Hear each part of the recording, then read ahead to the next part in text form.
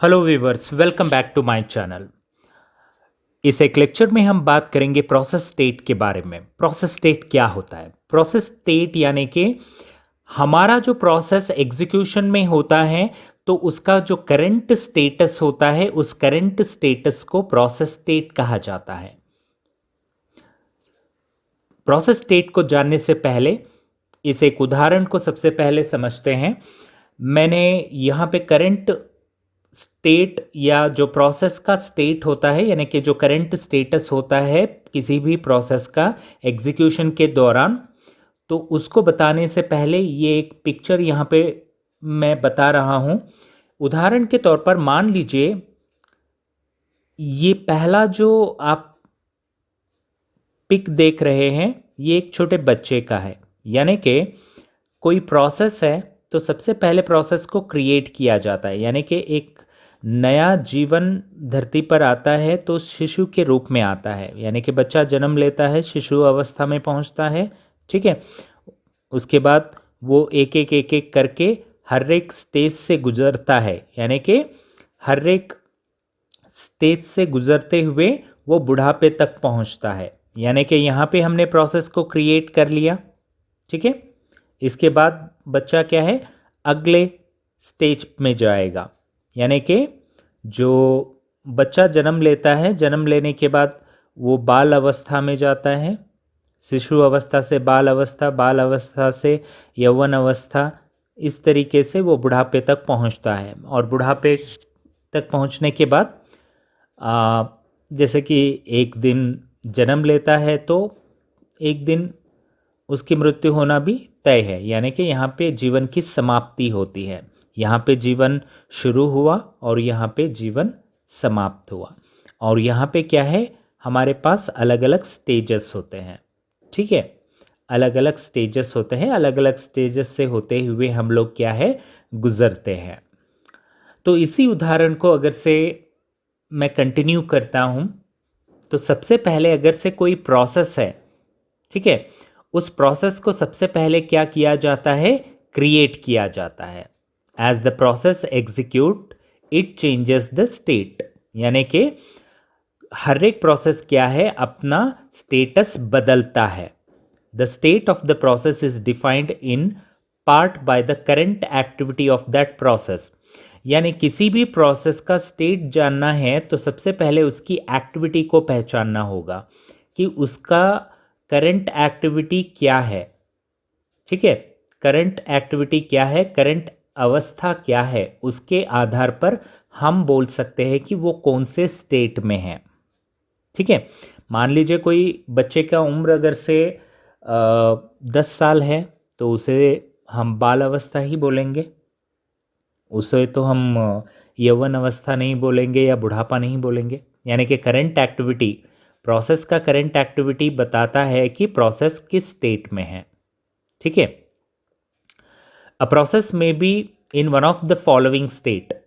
अब नीचे जो मैं स्टेट बताने जा रहा हूँ, मेरा जो प्रोसेस है ये प्रोसेस किसी न किसी एक स्टेट में मौजूद होगा। यानी कि जो करंट एक्टिविटी है वो करंट एक्टिविटी प्रोसेस का क्या है, इन स्टेट में से किसी भी स्टेट में हो सकता है। जैसे न्यू, न्यू का मतलब है नया, यानी कि प्रोसेस सबसे पहले क्रिएट किया जाता है। The process is being created, यानी न्यू का मतलब होता है नया, नया का मतलब है प्रोसेस को सबसे पहले क्रिएट किया जाता है। क्रिएट करने के बाद नेक्स्ट रनिंग स्टेट का मतलब होता है कि वो प्रोसेस सीपीयू में एग्जीक्यूट हो रहा है और उसके इंस्ट्रक्शंस जो है वो इंस्ट्रक्शंस भी एग्जीक्यूट हो रहे हैं। यानी प्रोसेस के जो इंस्ट्रक्शंस होते हैं वो एग्जीक्यूट हो रहे हैं, इसका मतलब है कि प्रोसेस मेरा रनिंग स्टेट में है। ठीक है। तीसरा है वेटिंग स्टेट।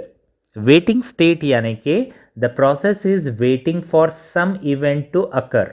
यानी प्रोसेस क्या कर रहा है, इंतज़ार कर रहा है।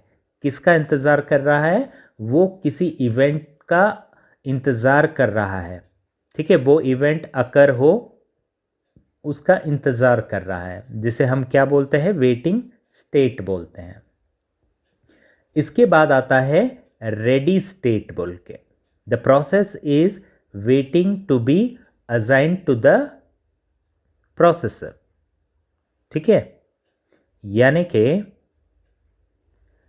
द प्रोसेस मतलब जो प्रोसेस है वो इंतज़ार कर रहा है। किसका इंतज़ार कर रहा है? प्रोसेसर का इंतज़ार कर रहा है कि उसे प्रोसेसर मिले और उसके इंस्ट्रक्शंस एग्जीक्यूट हो। ठीक है, तो ये रेडी स्टेट है। रेडी यानी कि कोई भी प्रोसेस अगर से कंप्यूटर में एंटर होता है तो वो रेडी स्टेट में रहता है। रेडी यानी कि उसका मतलब है कि प्रोसेस एग्जीक्यूट करने के लिए रेडी है, उसके इंस्ट्रक्शंस को हम एग्जीक्यूट कर सकते हैं। अगर से वो एग्जीक्यूट हो रहा है तो रनिंग स्टेट बोलेंगे। अगर से मान लीजिए वो कोई आईओ ऑपरेशन के लिए वो रुकता है कुछ देर और आईओ ऑपरेशन को परफॉर्म करता है तो उसको हम वेटिंग स्टेट बोलते हैं। ठीक है, और अगर से वो प्रोसेस क्रिएट किया जा रहा है, नया बनाया जा रहा है, तो न्यू स्टेट कहा जाता है। और सबसे आखिर में आता है जो पांचवा स्टेट है, वो है टर्मिनेटेड, यानी कि प्रोसेस का काम होने के बाद वो क्या करेगा? वो टर्मिनेट हो जाएगा। Right, the process has finished execution. तो ये पांचों जो स्टेट है, यहाँ पे मैंने प्रोसेस के स्टेटस के बारे में जानकारी दिया। ओके, इससे पहले जो मैंने आपको डायग्राम बताया था, ये डायग्राम, तो यहाँ पे हमने प्रोसेस को क्रिएट किया और यहाँ पे हमने प्रोसेस को टर्मिनेट किया। इसके बीच में कई सारे स्टेजेस आएंगे। ह्यूमन लाइफ साइकिल में, मानव जिंदगी में ये सारे अलग अलग स्टेजेस आते हैं, पड़ाव आते हैं। ठीक है, सो इन पड़ावों से गुजरते हुए इंसान क्या है, यहाँ से यहाँ पहुँचता है। वैसे ही अगर से हम यहाँ पे देखेंगे तो यहाँ पे भी हमने न्यू, रनिंग, वेटिंग, रेडी और टर्मिनेटेड बोल के 5 स्टेट्स देखा, जिनको हम प्रोसेस स्टेट्स कहते हैं। इसी को अगर से डायग्राम में हम देखेंगे तो ये प्रोसेस स्टेट डायग्राम है, और ये प्रोसेस स्टेट डायग्राम बहुत इम्पॉर्टेंट है। कई सारे कॉम्पिटिटिव एग्ज़ाम्स में भी इसके ऊपर प्रश्न पूछे गए हैं, और नॉर्मली एकेडमिक्स में भी इसके बारे में सवाल पूछे जाते हैं। और ये डायग्राम ड्रॉ भी करना होता है, साथ ही साथ एक्सप्लेन भी करना होता है कि कौन सा स्टेट क्या काम करेगा। मान लीजिए कि एक नए प्रोसेस को हम क्रिएट कर रहे हैं, बना रहे हैं। बनाने के बाद उसको हम कहाँ पे भेजेंगे? रेडी स्टेट में भेजेंगे। यानी कि प्रोसेस को बना रहे हैं, क्रिएट कर रहे हैं, क्रिएट करने के बाद that process is admitted to ready queue, यानी कि उसको हम रेडी क्यू में डाल देंगे। रेडी क्यू में जितने भी प्रोसेस रहते हैं वो प्रोसेस क्या है, किसका वेट कर रहे हैं? सीपीयू का वेट कर रहे हैं। रेडी क्यू में से अगर से मान लीजिए जो शेड्यूलर है, वो शेड्यूलर क्या करता है, जिसे शॉर्ट टर्म शेड्यूलर बोलते हैं या सीपीयू शेड्यूलर बोलते हैं, तो शॉर्ट टर्म शेड्यूलर या सीपीयू शेड्यूलर क्या करेगा? वो प्रोसेस को यहाँ से रेडी क्यू में से उठाएगा और रनिंग स्टेट में डाल देगा। रनिंग स्टेट का मतलब है सीपीयू दे देगा, और कोई भी प्रोसेस अगर से उसके इंस्ट्रक्शंस को वो एग्जीक्यूट कर रहा है, यानी प्रोसेस के इंस्ट्रक्शंस एग्जीक्यूट हो रहे हैं, इसका मतलब है कि वो प्रोसेस रनिंग स्टेट में है। ठीक है, इसके बाद मान लीजिए कि उस प्रोसेस को कोई इनपुट या आउटपुट की आवश्यकता है, कोई इवेंट उसको परफॉर्म करना है या आईओ ऑपरेशन परफॉर्म करना है, तो वो सीपीयू में नहीं रहेगा। ठीक है, तो सीपीयू क्या करेगा? सीपीयू में ये जो प्रोसेस रहेगा, मान लीजिए कि मैं उदाहरण के तौर पर P1 बोल के लेता हूँ, तो P1 को अगर से आईओ ऑपरेशन परफॉर्म करना है तो वो रनिंग स्टेट से कहाँ जाएगा? वेटिंग स्टेट में चला जाएगा। ठीक है, P1 इधर आ जाएगा और आईओ ऑपरेशन परफॉर्म करेगा। अब जब P1 आईओ ऑपरेशन को परफॉर्म करते रहता है, उस समय पर सीपीयू आइडल तो नहीं बैठेगा, खाली तो नहीं बैठेगा। तो रेडी क्यू में अगला जो रेडी प्रोसेस रहता है, मान लीजिए P2 प्रोसेस है, रेडी क्यू में P3 नाम का भी प्रोसेस है, ऐसे ही कई सारे प्रोसेस है, मान लीजिए डैश डैश डैश।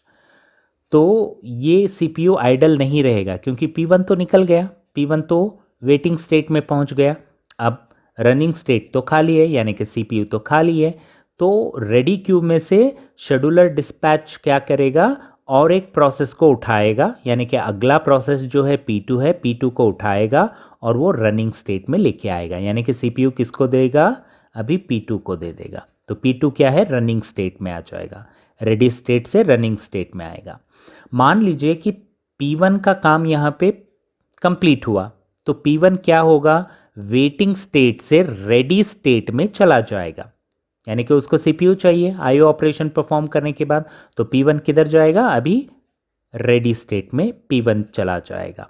ठीक है, कब जाएगा, जब IO या कोई इवेंट उसका कंप्लीट हो जाता है, यानी कि जो काम करने के लिए वो वेटिंग स्टेट में आया था रनिंग स्टेट से, उस काम को कंप्लीट करने के बाद दोबारा से वेटिंग स्टेट से ये रेडी स्टेट में चला जाएगा। मान लीजिए कि P2 जो P2 प्रोसेस है वो लोअर प्रायोरिटी प्रोसेस है। लोअर मतलब मान लीजिए कि P2 का जो वेटेज है P1 से कम है, यानी कि P1 हायर प्रायोरिटी प्रोसेस है। ठीक है, तो ये क्या होगा, इंटरप्ट जब अकर होगा, यानी कि P1 क्या है, इंटरप्ट अकर होने से ये रेडी क्यू में दोबारा से इधर आ जाएगा, और हायर प्रायोरिटी P1 है तो दोबारा से P1 रनिंग स्टेट में आ जाएगा। ओके, तो इस प्रकार से ये काम चलता रहेगा। अगर से मान लीजिए P1 का काम यहाँ पे कंप्लीट होता है, क्योंकि वो IO ऑपरेशन परफॉर्म करके आ चुका है, दोबारा से रेडी क्यू से रनिंग स्टेट में आ चुका है, एग्जीक्यूट उसके जो भी इंस्ट्रक्शंस है उनको एग्जीक्यूट कर चुका है, उसका काम कंप्लीट हो चुका है। तो P1 का काम कंप्लीट होने के बाद क्या करेगा, वो एग्जिट हो जाएगा, यानी अपना काम कंप्लीट करेगा और वो किस स्टेट में पहुंच जाएगा, टर्मिनेटेड स्टेट में पहुंच जाएगा।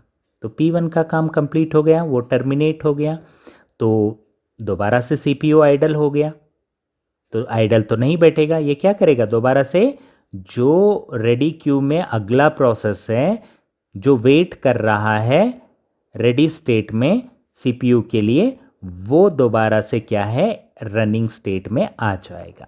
ठीक है, मान लीजिए P2 रनिंग स्टेट में आ गया, आने के बाद दोबारा से उसको IO ऑपरेशन परफॉर्म करना है तो वो वेटिंग में चला जाएगा। मान लीजिए कि वेटिंग में नहीं जाना है, मतलब वो कोई IO ऑपरेशन परफॉर्म नहीं कर रहा है, P1 का एग्जीक्यूशन कंप्लीट हो गया, तो ये भी टर्मिनेटेड स्टेट में चला जाएगा। ठीक है, जब P2 मान लीजिए उदाहरण के तौर पर P2 टर्मिनेट हो गया, तो बचा कौन सा, P3 बचा, और डैश डैश यानी कई सारे और भी प्रोसेस है। तो रेडी स्टेट में P3 है, तो अभी ये रेडी स्टेट से P3 कहाँ पे आ जाएगा, रनिंग स्टेट में आएगा। रनिंग स्टेट में कुछ देर काम करने के बाद उसको IO ऑपरेशन चाहिए, तो दोबारा से वो कहाँ पे आएगा, P3 दोबारा से वेटिंग स्टेट में आएगा। वेटिंग में आएगा तो मान लीजिए यहाँ पे P4 भी है, ठीक है, डैश डैश यानी कि P4 P5 ऐसे है, तो रेडी स्टेट से रनिंग स्टेट में P4 आ जाएगा। तो इस प्रकार से क्या है, जो स्टेटस होता है प्रोसेस का वो बदलते रहता है। ओके, और कुछ इस प्रकार से काम इस एक प्रोसेस स्टेट में होता है।